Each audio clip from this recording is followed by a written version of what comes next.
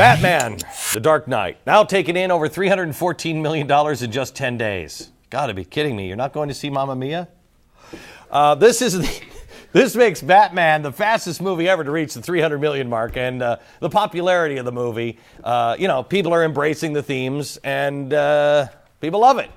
But have you actually stopped to think about what the themes really are?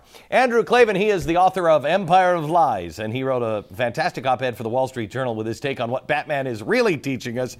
Andrew, you're saying Batman good, Bush Batman.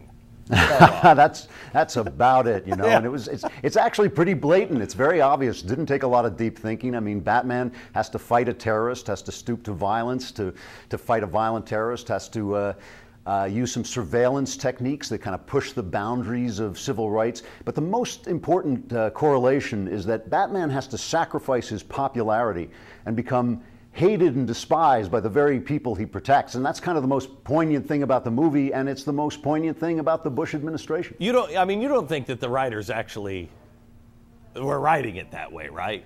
I actually do think that they were thinking about issues, about the issue of terrorism. They called the Joker a terrorist, and they were thinking about issues of surveillance and civil rights, and they couldn't help but really put Batman in that situation. It's a post-9/11 film. I'm sorry, but I'm so riddled with ADD. Are you sitting a very long way away from that bookcase, or are you like in a children's library? Those look like very small books behind you. I only read very small books. Very small books. I don't have a lot of time. Yeah, okay. It's like a bathroom reader library that you're sitting in front of. Exactly.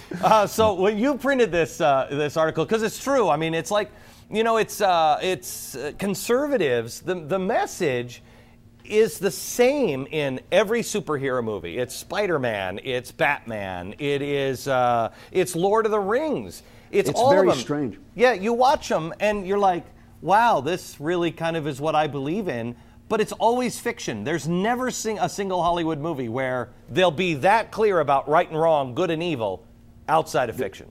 There's no question about it that conservatives have to wear a mask in Hollywood. As you're saying, anytime we make a film with straightforward conservative values, it's a fantasy film. When we make realistic films, especially about the war on terror, suddenly they come up with this stuff like in the Valley of Elah, rendition, redaction. I mean, even the names of the pictures sound the same. And they walk in this terrible lockstep ideology where America is as bad as the terrorists, our soldiers are the bad guys, and our soldiers are abusive, instead of the truth. They have to put on a mask to tell the simple truth, which is that we are the good guys and they're the bad guys. Lone Survivor is coming out. Did you read Lone Survivor by any chance? Marcus Luttrell? I have not. Oh, you've got to read that. Andrew, you'd love it. Right. It's coming out as a movie. They're making it now in Hollywood, and it's about SEAL Team 10. All of them died except for one. You know the story now? Right, I remember the story, yes. Okay, so it's an amazing story. I'm just wondering, if I were in Hollywood and I were making that story, and the guy who survived and fought off 200 members of Al-Qaeda, I'm wondering if I screw the story up, how long it is before I start looking over my shoulder for Marcus Luttrell in the middle of the night. You know what I mean? One can only hope, because they've made story after story about abusive soldiers raping Iraqi women, and not one about all the soldiers, the much greater majority of soldiers who have done heroic things, suppressing this vicious ideology and helping these people to become free. You realize that you're going to, you've got to be a pariah. You've done so many things in Hollywood, and everybody loved you until you came out and said, you know what? Look, here's the deal. And your new book, Empire of Lies, which, by the way, I hear is doing very well. Yes, thanks to you and your viewers. Yeah.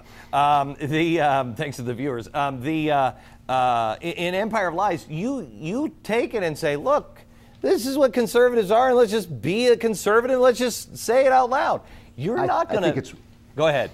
I think it's really important. I think it's so important in the arts that we start to get out of the straitjacket of this ideology, because the ideology does not describe real life. And one of the things an artist has to do is describe the experience of being human in the real world. But you know what? Real life doesn't express real life anymore. Barack Obama was in Germany last week saying, this wall, and if we would just all come together, more walls will come down. Excuse me. The reason why Germany is free is because we kicked Germany's ass, and then we scared the Soviet Union and ran them into bankruptcy. That's why the wall came down, not love and flowers and peaceniks.